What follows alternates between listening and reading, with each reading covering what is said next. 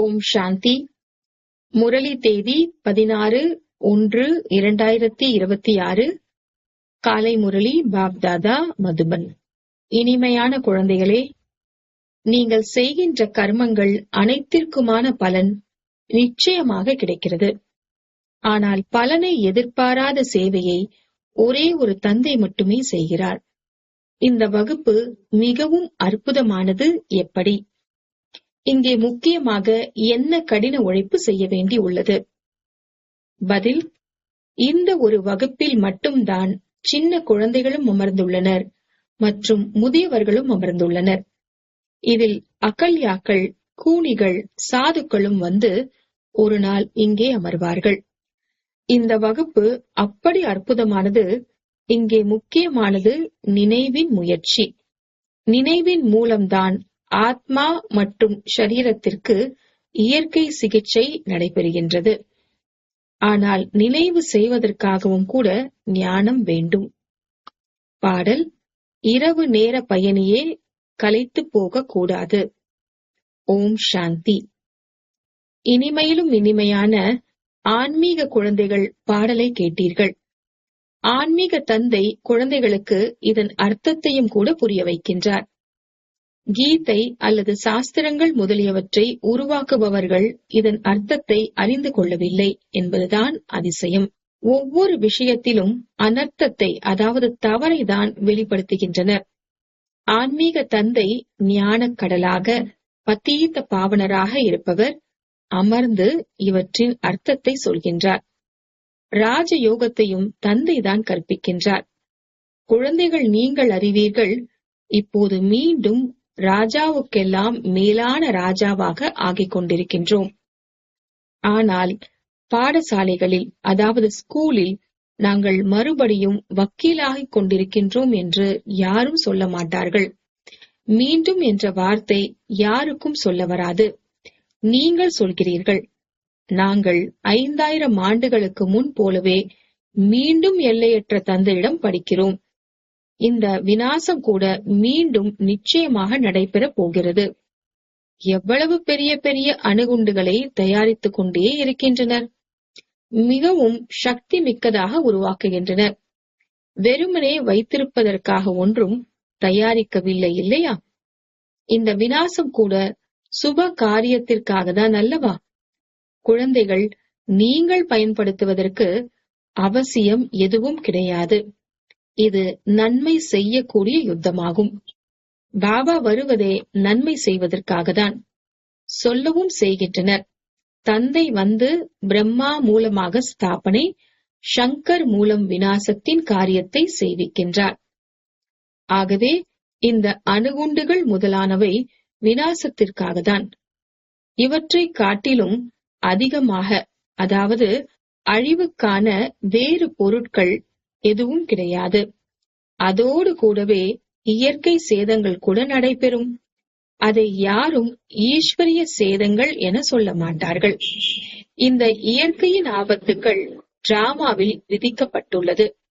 இது ஒன்றும் புது விஷயம் கிடையாது. எவ்வளவு பெரிய பெரிய அணுகுண்டுகளை தயாரித்துக் கொண்டே உள்ளனர். சொல்கின்றனர், நாங்கள் நகரங்கள் அனைத்தையும் அழித்து விடுவோம் என்று. ஜப்பான் மீது யுத்தத்தில் போடப்பட்ட அணுகுண்டு மிக சிறியதாக இருந்தது. இப்போதோ பெரிய பெரிய அணுகுண்டுகளே தயாரித்துள்ளனர். எப்போது அதிகமாக கஷ்டங்கள், அதாவது தொல்லைகள் வருகின்றனவோ, சகித்துக் கொள்ள முடியாத நிலை ஏற்படுகிறதோ, அப்போது அணுகுண்டுகளை போடத் தொடங்குகின்றனர். எவ்வளவு நஷ்டம் ஏற்படும்? அதையும் ஒத்திகை செய்து பார்த்து கொண்டிருக்கின்றனர். பல கோடிக்கணக்கான ரூபாய் செலவழிக்கின்றனர். இவற்றை உருவாக்குபவர்களுக்கு சம்பளம் அதிகம் கிடைக்கிறது.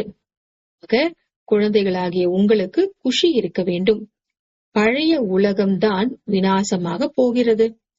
குழந்தைகள், நீங்கள் புது உலகத்திற்காக புருஷார்த்தம் செய்து கொண்டிருக்கிறீர்கள். விவேகமும் சொல்கிறது, பழைய உலகம் அவசியம் விநாசமாகும். கலியுகத்தில் என்ன உள்ளது, சத்யுகத்தில் என்ன உள்ளது என்பதை குழந்தைகள் புரிந்து கொண்டுள்ளனர். நீங்கள் இப்போது சங்கமத்தில் இருக்கிறீர்கள். நீங்கள் அறிவீர்கள், சத்யுகத்தில் இவ்வளவு மனிதர்கள் இருக்க மாட்டார்கள்.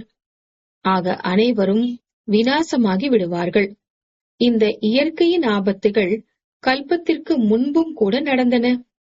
சேதங்களோ இதுபோல் அநேகம் நடந்தே வந்துள்ளன.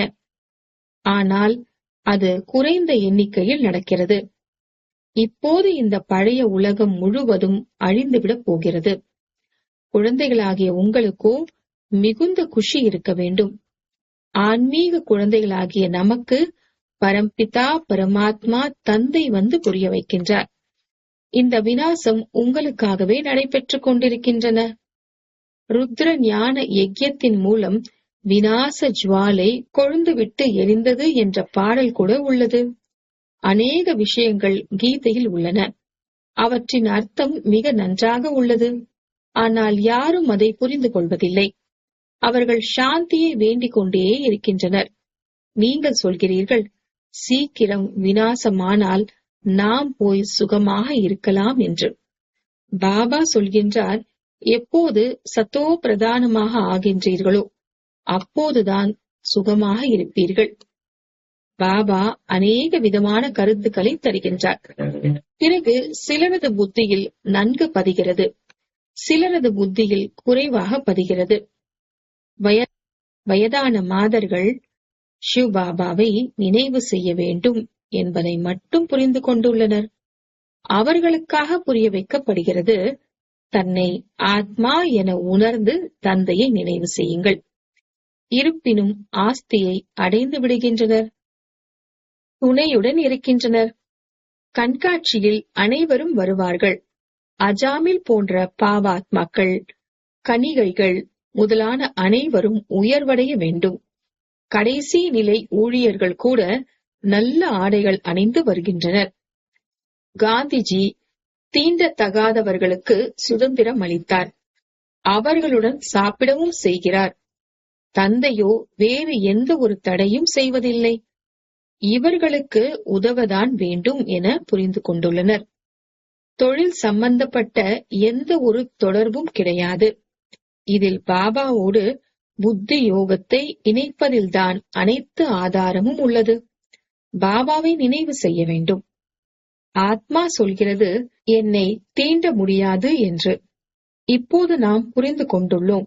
நாம் சத்தோ பிரதான தேவி தேவதைகளாக இருந்தோம். பிறகு புனர்ஜென்மம் எடுத்து எடுத்து கடைசியில் வந்து தூய்மையற்றவராக ஆகியுள்ளோம். இப்போது மீண்டும் ஆத்மா நான் தூய்மையாக வேண்டும். உங்களுக்கு தெரியும், சிந்துவில் ஒரு மலைஜாதி பெண் வந்து கொண்டிருந்தார். அவர் டிரான்ஸில் சென்றார். ஓடி வந்து பாபாவை சந்தித்தார். இவருக்குள்ளும் ஆத்மா உள்ளது என்பது புரிய வைக்கப்பட்டது. ஆத்மாவுக்கும் உரிமை உள்ளது. தன்னுடைய தந்தையிடம், அதாவது பரமாத்மாவிடம் இருந்து ஆஸ்தி பெறுவதற்கு. அவரின் வீட்டாருக்கு சொல்லப்பட்டது, இவரை ஞானம் எடுத்துக்கொள்ள விடுங்கள். தமது இனத்தின் தொந்தரவு ஏற்படும் என சொன்னார்கள். அடிக்கு பயந்து அவரை அழைத்து சென்றனர். ஆக உங்களிடம் வருகின்றனர், நீங்கள் யாரையும் தடை செய்ய இயலாது. அபலைகள், கணிகைகள், மலை ஜாதியினர் முதலானோர் அனைவரையும் உயர்த்துகிறார் என பாடப்பட்டுள்ளது. சாதுக்கள் தொடங்கி மலை ஜாதியினர் வரை. குழந்தைகள், நீங்கள் இப்போது யஜ்யத்தின் சேவை செய்கிறீர்கள் என்றால் இந்த சேவையினால் மிகுந்த பலன் ஏற்படுகிறது. அநேகருக்கு நன்மை ஏற்படுகிறது.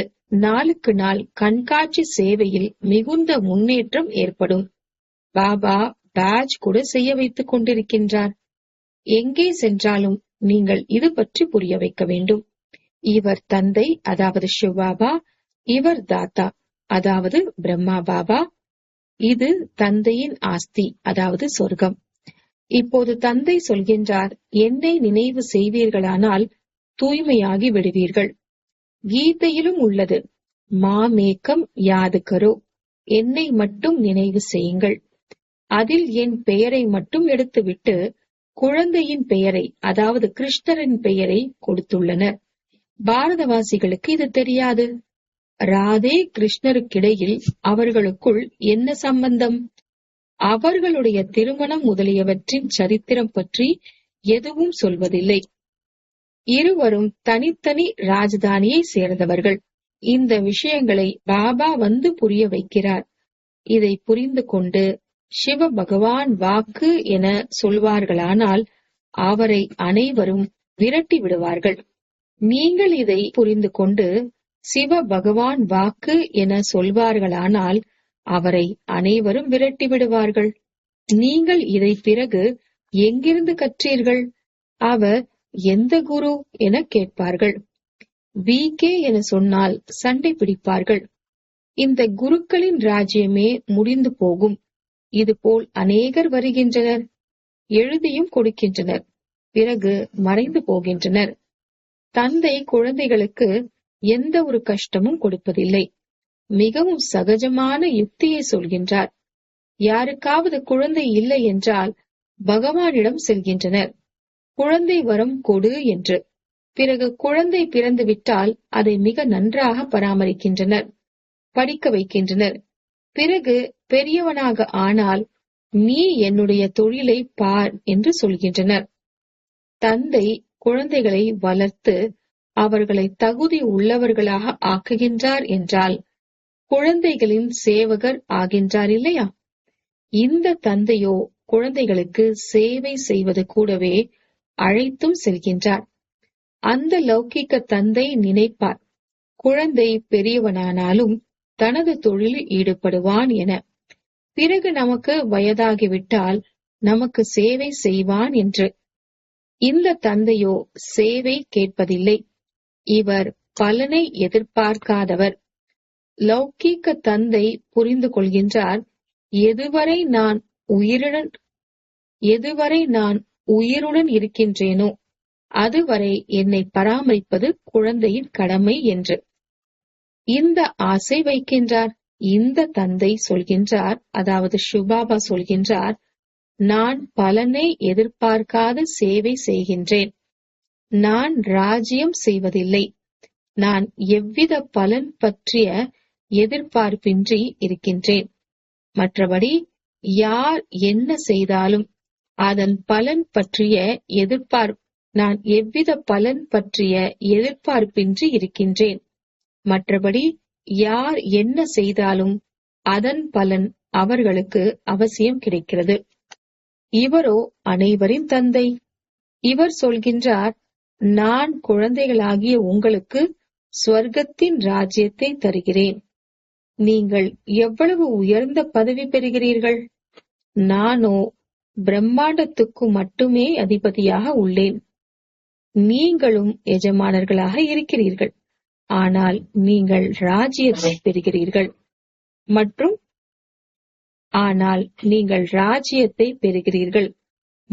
இழக்கிறீர்கள். நான் ராஜ்யத்தை பெறுவது இல்லை, இழப்பதும் இல்லை. எனக்கு டிராமாவில் இந்த பாட்டு உள்ளது. குழந்தைகள், நீங்கள் சுகத்திற்கான ஆஸ்தி பெறுவதற்காக புருஷார்த்தம் செய்கிறீர்கள். மற்ற அனைவரும் சாந்தி மட்டும் வேண்டுகின்றனர். அந்த குருமார் சொல்கின்றனர், சுகம் காக்கையின் எச்சத்திற்கு சமமானது. அதனால் அவர்கள் சாந்தியை தான் வேண்டுகின்றனர். அவர்கள் இந்த ஞானத்தை எடுத்துக்கொள்ள முடியாது. அவர்களுக்கு சுகத்தை பற்றி தெரியவே தெரியாது. பாபா புரிய வைக்கின்றார், சாந்தி மற்றும் சுகத்தை கொடுப்பது நான் மட்டும்தான். சத்யுக திரேதாவில் குரு இருப்பதில்லை. அங்கே ராவணனே கிடையாது. அதுவே ஈஸ்வரிய ராஜ்யம். இந்த டிராமா உருவாக்கப்பட்டது ஆகும். இந்த விஷயங்கள் வேறு யாருடைய புத்தியிலும் பதிவதில்லை. ஆக குழந்தைகள் நல்லபடியாக தாரணை செய்து உயர்ந்த பதவி பெற வேண்டும். இப்போது நீங்கள் சங்கம யுகத்தில் இருக்கிறீர்கள். புது உலகத்தின் ராஜதானி ஸ்தாபனை ஆகிக் கொண்டிருக்கிறது என்பதை அறிவீர்கள். ஆக நீங்கள் இருப்பது சங்கம யுகத்தில். மற்ற அனைவரும் கலியுகத்தில் உள்ளனர். அவர்களோ கல்பத்தின் ஆயுளே லட்சக்கணக்கான ஆண்டுகள் என சொல்லிவிடுகின்றனர். பயங்கர இருளில் உள்ளனர் இல்லையா? பாடப்பட்டும் உள்ளது, கும்பகர்ணனின் உறக்கத்தில் உறங்கிப் போய் உள்ளனர் என்பதாக. வெற்றியோ பாண்டவர்களுக்கு என பாடப்பட்டுள்ளது. நீங்கள் பிராமணர்கள். யஜ்யத்தை பிராமணர்கள்தான் படைக்கின்றனர். இதுவோ அனைத்திலும் பெரிய எல்லையற்ற ஈஸ்வரிய ருத்ர ஞான யாகமாகும். அந்த எல்லைக்கு உட்பட்ட யாகங்கள் அநேக விதமாக உள்ளன. இந்த ருத்ர யஜ்யம் ஒரு முறை மட்டுமே நடைபெறுகிறது.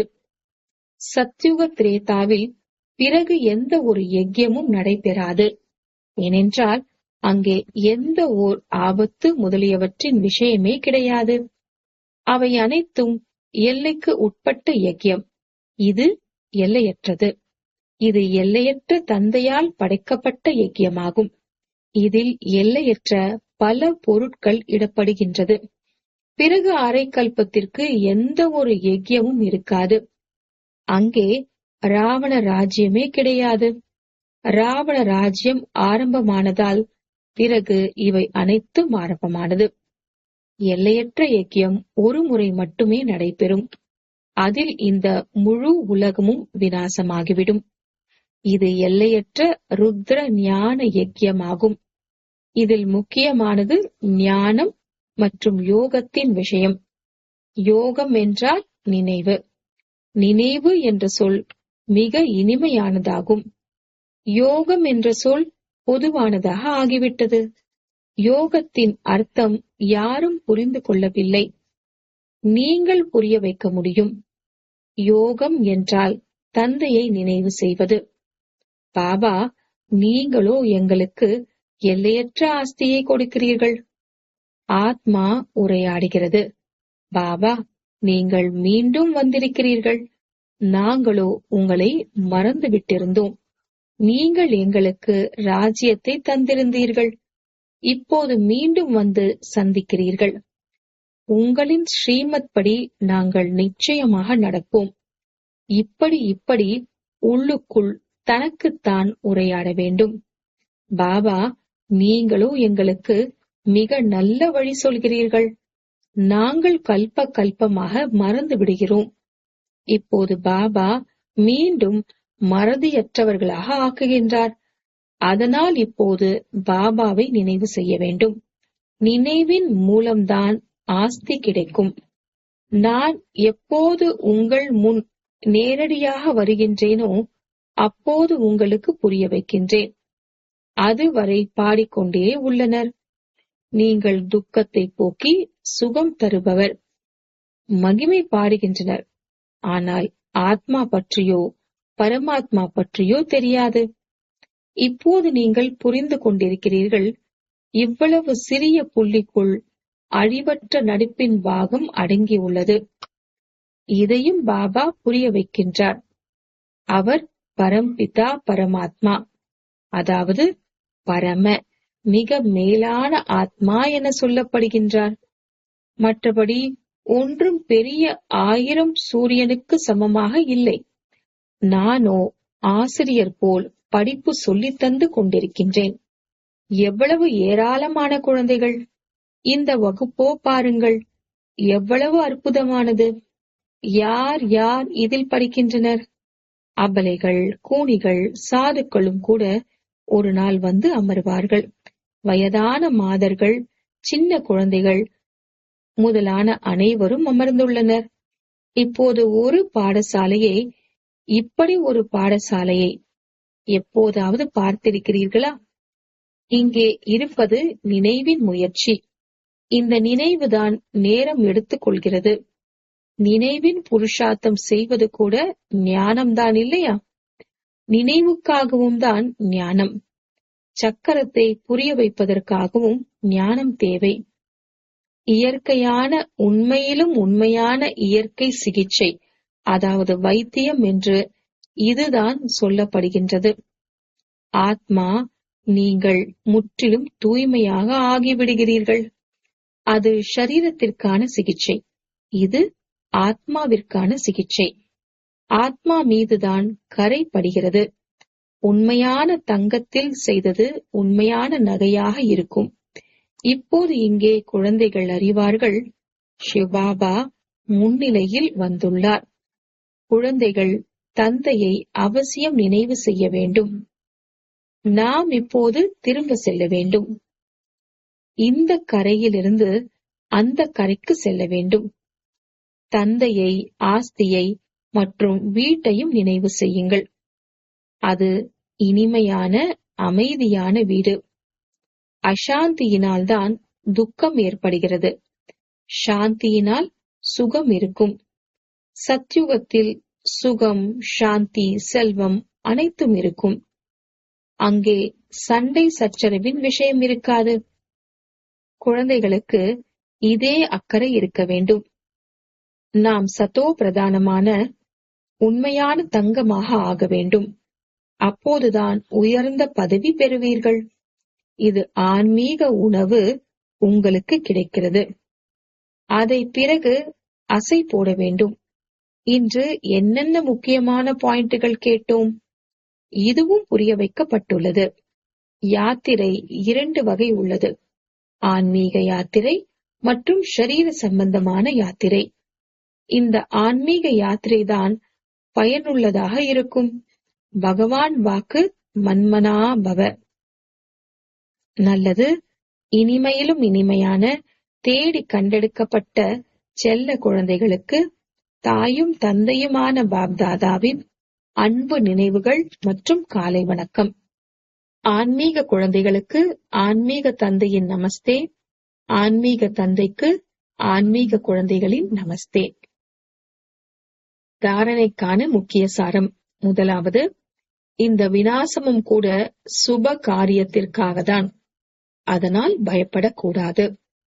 கல்யாணக்காரி, அதாவது நன்மை செய்பவராகிய பாபா சதா நன்மையின் காரியத்தையே செய்கின்றார். இந்த நினைவோடு சதா குஷியில் இருக்க வேண்டும். இரண்டாவது, சதோ பிரதானமாக உண்மையான தங்கம் ஆகி உயர்ந்த பதவி அடைய வேண்டும். சதா இந்த ஒரே கவலைதான் இருக்க வேண்டும். கிடைக்கின்ற ஆன்மீக உணவை அசை போட வேண்டும். அதாவது ஆழமாக சிந்தனை செய்ய வேண்டும். வரதானம்: தன்னை பொறுப்பாளி என்று உணர்ந்து ஒவ்வொரு செயலும் யதார்த்த விதிப்படி செய்யக்கூடிய சம்பூர்ண வெற்றி சொரூபம் ஆகுக. தன்னை பொறுப்பாளி என்று உணர்ந்து ஒவ்வொரு செயலும் யதார்த்த விதிப்படி செய்யக்கூடிய சம்பூர்ண வெற்றி சொரூபம் ஆகுக. விளக்கம்: இந்த நேரத்தில் சங்கமயுக சிரேஷ்ட ஆத்மாக்களாகிய உங்களது ஒவ்வொரு சிரேஷ்ட செயலும் முழு கல்பத்திற்கும் சட்டமாக ஆகிக் கொண்டிருக்கிறது. எனவே தன்னை சட்டத்தை உருவாக்கக்கூடியவர் என்று புரிந்து கொண்டு ஒவ்வொரு செயலும் செய்யுங்கள். இதனால் சோம்பல் தானாகவே அழிந்துவிடும். சங்கம யுகத்தில் நான் சட்டத்தை உருவாக்குபவன், பொறுப்பான ஆத்மா. இந்த நிச்சயத்துடன் ஒவ்வொரு செயலும் செய்யும் போது யதார்த்த விதியினால் செய்யப்பட்ட செயலின் சம்பூர்ண வெற்றி அவசியம் கிடைக்கும். ஸ்லோகன்: சர்வசக்திவான் தந்தை கூட இருக்கும் பொழுது மாயை காகித புலியாகிவிடும். சர்வசக்திவான் தந்தை கூட இருக்கும் பொழுது மாயை காகித புலியாகிவிடும். அவ்யக்த இஷாரே: இந்த அவ்யக்த மாதத்தில் பந்தனத்திலிருந்து விடுபட்டு ஜீவன் முக்தி ஸ்திதியின் அனுபவம் செய்யுங்கள். சதா ஜீவன் முக்தி நிலையில் இருப்பதற்கான எளிய சாதனம் நான் மற்றும் என்னுடைய பாபா. ஏனெனில் என்னுடையவர், என்னுடையது என்பதுதான் பந்தனமாக இருக்கிறது. என்னுடைய பாபா என்று ஆகிவிட்டால் அனைத்து என்னுடையதும் அழிந்துவிடும். என்னுடைய ஒன்றில் மற்றும் அனைத்து என்னுடையது என்னுடையது என்று அழிந்துவிட்டது எனில் பந்தன் முக்த் ஆகிவிட்டீர்கள். எனவே நான் பிராமணன், ஜீவன் முக்த் ஆத்மா என்பதை மட்டுமே நினைவில் வைத்துக் கொள்ளுங்கள். ஓம் சாந்தி.